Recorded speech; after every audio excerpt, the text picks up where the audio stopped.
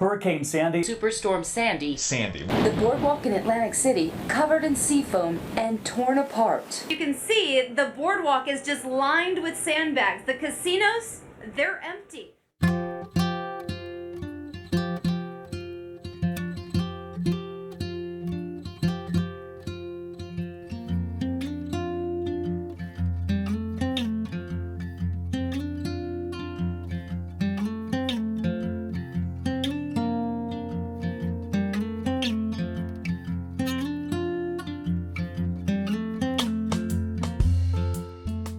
My name's Madeline Thoney. I've been in this area living in Ventnor 26 years.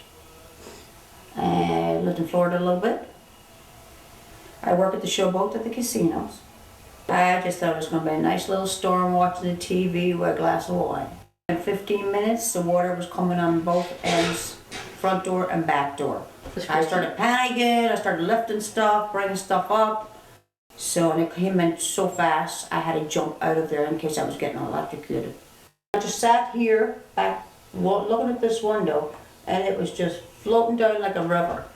And I said, no, I'm staying put, because my neighbors were staying, but everybody else had gone.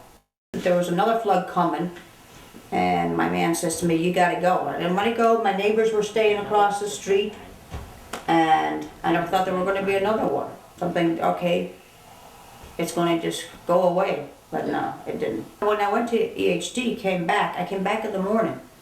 Nobody was allowed in or out. So, but he got me back in because I wanted to get the stuff out of here, see how much damage we had.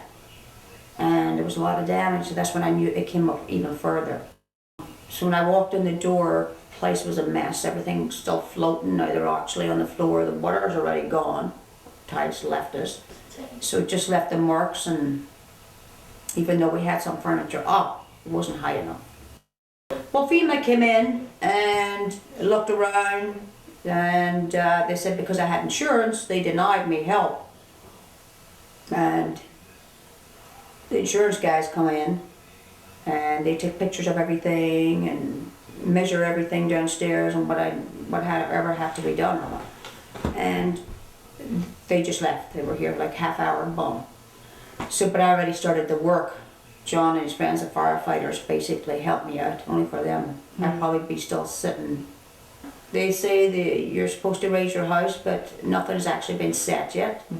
I can't afford to raise my house. How's anybody? I mean, God love you if you can. I can't. They want to have it raised up 12 foot. Okay. 12 foot. FEMA says 10 foot, and the city says if you're going to raise it, add on 2 more. So if you lift this whole house up, actually I'm on a concrete slab, I don't know how they're going to do it anyway. I mean, I have the garage attached to it, you know, I've got brickwork. It's not as easy as they think. But they also said that they were going to raise our flood insurance $30,000 a year. Who can afford that? Listen, if they want to pay for it, go right ahead. I'll walk away from the house to pay 30 grand a year. Just won't pay for flood insurance. But you have to pay for flood insurance because you have a mortgage. Right. But who can pay $30,000 a year, plus a mortgage, plus your kid going to school? You would have to have 10 jobs. But they cut a lot of people's jobs in November. I didn't work November at all. Yeah, there was no work for me because there was no people coming in. No, I didn't start working until December. If it wasn't for friends and people actually taking care of it, I'd be way out of pocket, you know? My son's college fund is basically gone because that's what I had to spend to finish off some of the work.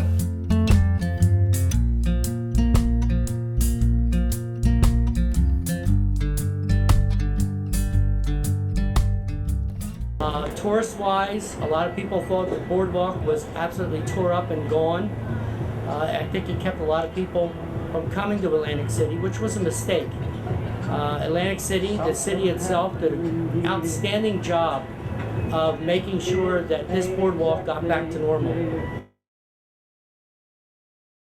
We are not a small community on the coast. We are a huge city on the coast that has way more resources than these small towns. This section was gone, and yes, it's a bad section, and have they done anything with it? No. There's no boardwalk left. The boardwalk is gone.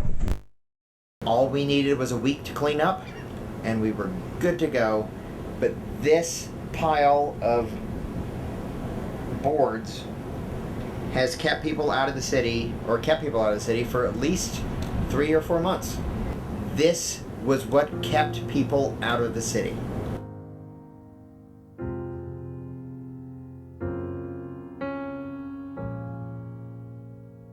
It took me back 10 years.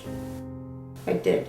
Because every penny I worked for when I bought this house, it's flushed away down the river. You live day by day and just be thankful.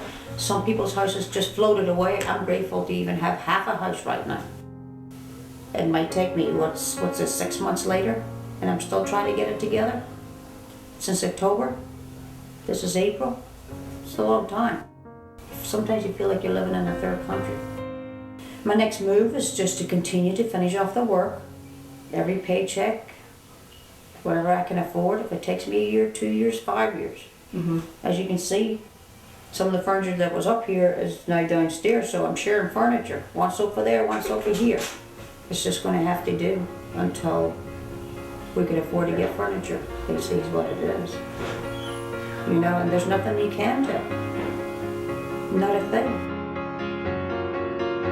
I've been walking in the same way as I did, missing out the cracks in the pavement and tutting my heel and strutting my feet.